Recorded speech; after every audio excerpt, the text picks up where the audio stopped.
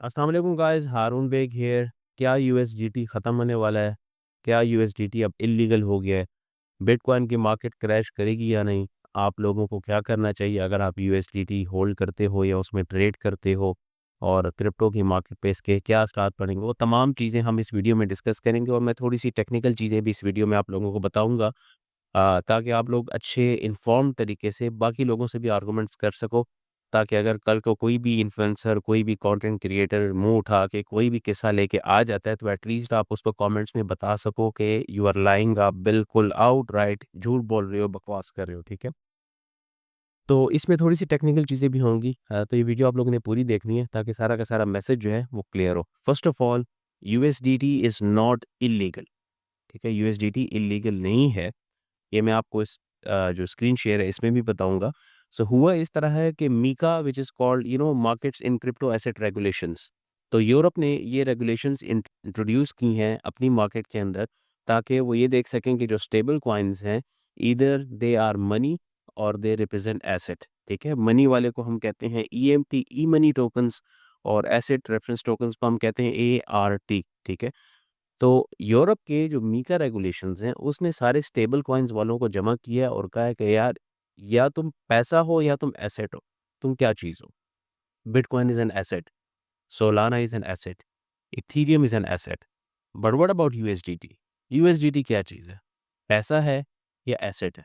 ठीक है, यूएसडीसी को कहा कि तुम लोग पैसा हो, उसको रिप्रेजेंट करते हो, या एक एसेट को रिप्रेजेंट करते हो। ठीक है, तो ये कन्फ्यूजन थी, और मीका ने जो है ये रेगुलेशंस 30 जून 2024 को बेसिकली इंट्रोड्यूस की थी। और मैं यहाँ पे एक बात बताऊँ आप लोगों को कि एक कहावत मशहूर है कि America innovates, China imitates and Europe regulates. ठीक है, इनोवेशन सारी होती है अमेरिका में, चाइना करता है उस इनोवेशन को कॉपी और इम्प्रूव करता है। यूरोप क्या करता है कि वो कुछ भी नहीं कर सकता, ना वो इनोवेशन करता है ना वो कॉपी करता है, बल्कि यूरोप क्या करता है कि चीज़ों को रेगुलेट कर देता है। जब वो चीज़ों को रेगुलेट कर लेता है तो दुनिया में अपना एक सिक्का जमाता है कि यार, मैंने जो है इस फलानी चीज़ को रेगुलेट किया। आप इलेक्ट्रिक कार्स को ले लो, गाड़ियों की इमिशंस को ले लो, एआई को ले लो, हर चीज़, फ्यूचर्स जो हैं यूरोप में आप नहीं कर सकते। मतलब बहुत सी ऐसी चीज़ें हैं जो यूरोप ने सीधा-सीधा जो है ना उस पे बैन लगा दिया, रेगुलेट कर दी। ठीक है? और इन रेगुलेशंस का कोई फ़ायदा भी नहीं होता, ना आवाम को फ़ायदा होता है, but it's just about historically अगर आप चीज़ों को स्टडी करें तो यूरोप जो है वो हमेशा चीज़ों को रेगुलेट करता है, ना इनोवेट करता है और ना जो है वो इमिटेट करता है। इस वजह से मैं खुद भी यूरोप में रह के आया हूँ, मेरे काफ़ी दोस्त भी यूरोप में रहते हैं। उन सब से आप पूछो ना तो वो यही कहेंगे कि यूरोप से हम लोगों ने निकलना है। पासपोर्ट, पीआर, दैट्स गुड, ना वहाँ पे कोई फैमिली रखना चाहता है, ना वहाँ पे कोई लॉन्ग टर्म रहना चाहता है। वर्स्ट केस वापस यहाँ पे आ जाते हैं। रहने वाली कंट्रीज़ जो है ज़ाहिर-सी बात है they are very competitive. So Europe ने ये मीका रेगुलेशंस को लॉन्च किया और सारे स्टेबल कॉइन्स इश्यूअर्स जो हैं उनको कहा कि यार, ये जो आपका यूएसडीटी है, यूएसडीसी है, ये सारी चीज़ें हैं, ये हमें बताओ, ये पैसा है या ये एसेट है? बस ये हमें क्लियर कर दो। ठीक है? अब हुआ ये कि जून 30, 2024 को इन्होंने किया था, और 6 से 18 महीने का इन्होंने ट्रांज़िशन पीरियड दिया था इन तमाम जो स्टेबल कॉइन इश्यूअर्स हैं, इन लोगों को, कि आप लोग क्लियर करो कि आप लोग हो क्या। ठीक है? अब हुआ ये कि ग्रेस पीरियड अभी भी पूरा नहीं हुआ, 6 टू 18 मंथ्स का ग्रेस पीरियड दिया था मीका ने कि ये जितने भी इश्यूअर्स हैं, ये अपने आप को मीका कंप्लायंट कर दें। ठीक है? अगर जो कंपनी, जो स्टेबल कॉइन इश्यूअर खुद को मीका कंप्लायंट नहीं करता तो इसका मतलब ये नहीं है कि ये इल्लीगल है। ठीक है? अभी मैं आपको इसकी मिसाल दूँ पाकिस्तान के कॉन्टेक्स्ट में कि फाइलर है और नॉन फाइलर है। ठीक है? अब नॉन फाइलर पे ठीक है, फाइन्स हैं, मुख्तलिफ चीज़ें हैं जो नॉन फाइलर्स नहीं कर सकते, लेकिन इसका मतलब ये नहीं है कि नॉन फाइलर्स जो है वो इल्लीगल है, उनको जेल में डाल दो, ऐसा नहीं होता। ठीक है? बंदा मारना इल्लीगल है। ठीक है? आप जो है किसी से फॉर एग्ज़ाम्पल लड़ाई करते हैं, कोई भी मसला बन जाता है, वो इल्लीगल है। ठीक है? बहुत सी चीज़ें इल्लीगल है, मनी लॉन्ड्रिंग जो है वो इल्लीगल है। लेकिन नॉन फाइलर जो है वो इन इटसेल्फ ऐसा नहीं है कि ये इल्लीगल है और अगर आप पकड़े गए तो आपको उठा के जेल में डाल देंगे। ठीक है? It's just about being compliant. ठीक है? अगर आप कंप्लायंट हैं एफबीआर के साथ और लोकल रेगुलेशंस के साथ, लॉज़ के साथ, तो you are a filer. Otherwise you are a non filer, you just have to pay penalties, fees and things like that. हर किसी को फाइलर होना चाहिए, बाय द वे। तो यूएसडीटी जो है ना वो मीका कंप्लायंट नहीं है। यूएसडीसी ने, जिसके पीछे सर्कल है और सर्कल के पीछे कॉइन बेस है, उन्होंने खुद को मीका कंप्लायंट बना दिया। ठीक है? यूएसडीसी तो मीका कंप्लायंट हो गया। यूएसडीटी ने अभी तक जो है वो अपनी मीका कंप्लायंस नहीं शो कराई। इस वजह से अभी भी उनके पास टाइम है, कुछ महीने बाकी हैं कि वो खुद को कंप्लायंट कर सकें। बट उन्होंने क्या किया कि they are just trying to go through a different route. ठीक है, इसमें कोई रेगुलेशंस, कोई इस तरह की ऐसी चीज़ नहीं कि इसमें ऑडिट होगा या इसमें जो है यूएसडीटी ख़त्म हो जाएगा। इट्स जस्ट अबाउट कि यूएसडीटी को थोड़ा सा टाइम चाहिए। अब हुआ इस तरह के एक्सचेंजेस ने और कॉइनबेस हो गया, बाइनेंस हो गया, इन सब ने यूरोप के अंदर यूएसडीटी को डीलिस्ट करने का कहा है। और वो इस वजह से नहीं कहा कि यार यूएसडीटी जो है वो अभी भी उसके पास ग्रेस पीरियड है, वो खुद को मीका कंप्लायंट कर सकता है, लेकिन यूएसडीटी के थोड़े से और प्लान्स हैं। तो यूएसडीटी ने ही इन एक्सचेंजेस को कहा कि आप यूएसडीटी को डीलिस्ट कर दो यूरोप से, हम यूरोप में कुछ नया ला रहे हैं। ठीक है, अब मार्केट में ये बात फैल गई। जब बाइनेंस ने, कॉइनबेस ने, सबने कहा कि यूएसडीटी डीलिस्ट हो रहा है, तो मार्केट में लोगों ने कहा कि यार यूएसडीटी इज़ डेड और अब बिटकॉइन क्रैश होगा। ऐसा नहीं है। ठीक है, और ये सारे एक्सचेंजेस जो हैं इन्होंने यूएसडीटी के ही कहने पे, जो टेथर फाउंडेशन है उनके ही कहने पे अपना जो यूएसडीटी है उसको डीलिस्ट कर रहे हैं। वो मैं आपको वीडियो के बीच में बताऊंगा कि ये क्यों। सबसे पहले आप लोगों को मैं बताता हूँ, ये जो है पूरी स्टेबल कॉइन्स की दुनिया है। ठीक है, ये वेबसाइट है, आप ऊपर नोट कर लें। इसमें देखें, अगर हम फियर बैक स्टेबल कॉइन्स में जाए ना, तो 139 बिलियन डॉलर्स का मार्केट कैप है यूएसडीटी का। ठीक है, और अगर आप यूएसडीसी को देखें तो सिर्फ 43.5 बिलियन डॉलर का मार्केट कैप है। तो यूएसडीटी जो है वो यूएसडीसी से 3 गुना ज़्यादा बड़ा है। ठीक है, 139 बिलियन डॉलर जो है वो यूएसडीटी का मार्केट कैप है, और यूएसडीसी का जो है खाली 43 बिलियन डॉलर है। तो ये बात जहन में रखें कि यूएसडीटी सबसे बड़ा स्टेबल कॉइन है और यूएसडीसी से 3 गुना बड़ा है और बढ़ रहा है। ठीक है, अगर आप यहाँ पे यूएसडीटी पे क्लिक करें, तो I tell you the details. खाली पिछले 30 दिनों में 4.5%, which is a pretty big number when you talk in billions. 4.5% of new USDT जो हैं वो सर्कुलेशन में आए हैं।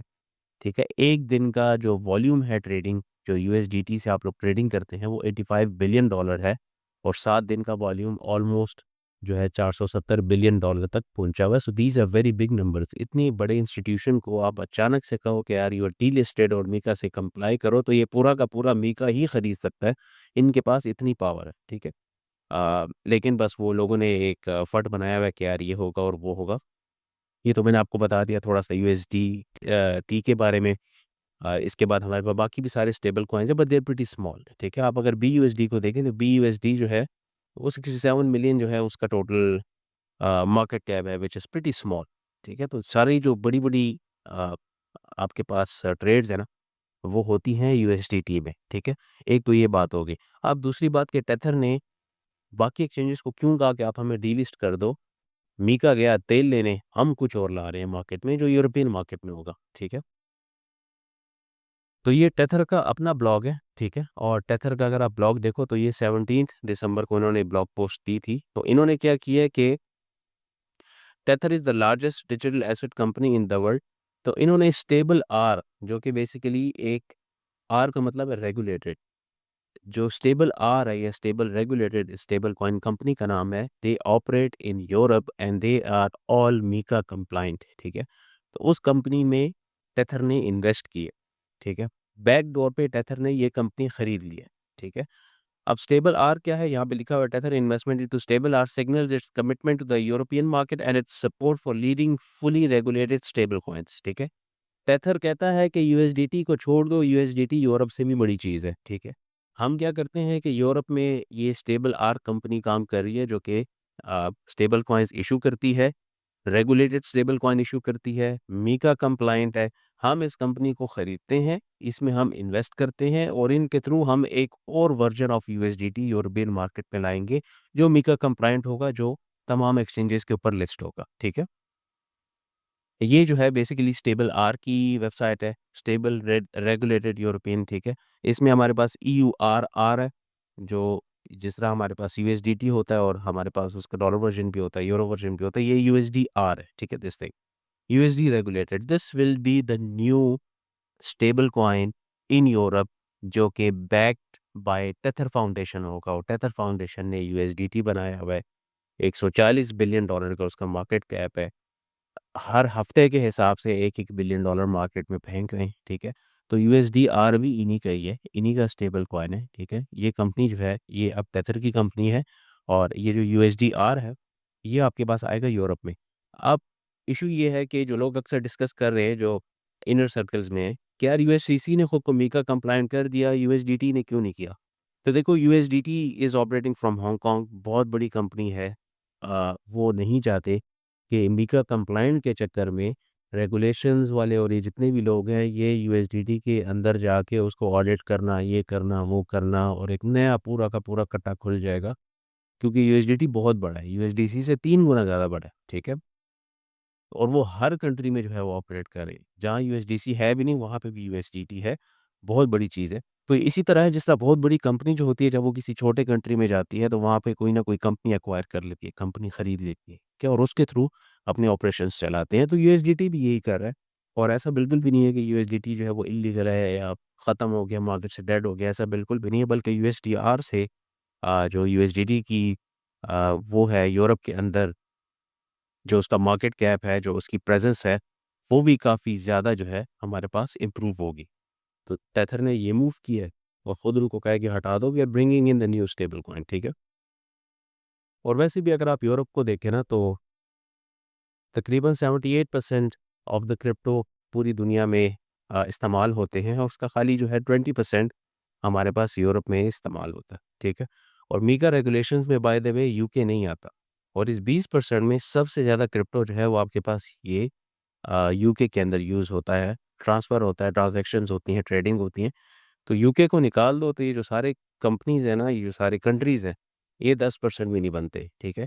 तो अगर यूएसडीटी कल को कहता भी है कि चलो ठीक है यार, हम यूरोप में ऑपरेट भी नहीं करते और ये स्टेबल आर को भी वो इन्वेस्ट नहीं करता, एक्वायर नहीं करता, पीछे से यूएसडीटी चुप करके निकल जाता है।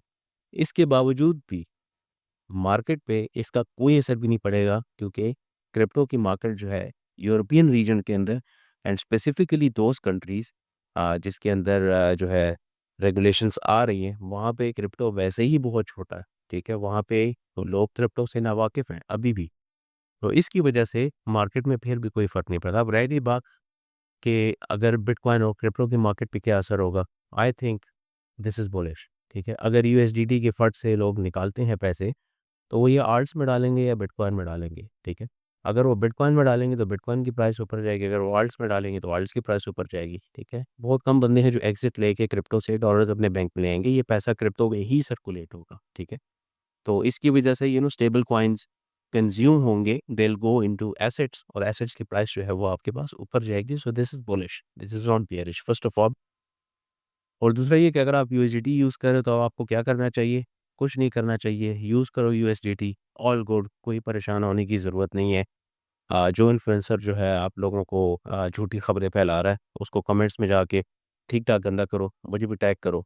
और इसके अलावा इतनी टेक्निकल डिटेल्स थी ना, वो मैं आप लोगों को इस वीडियो में कवर नहीं कर रहा, लेकिन अगर वो मैं कवर करता तो ये वीडियो 1 घंटे से ज़्यादा की हो जाती।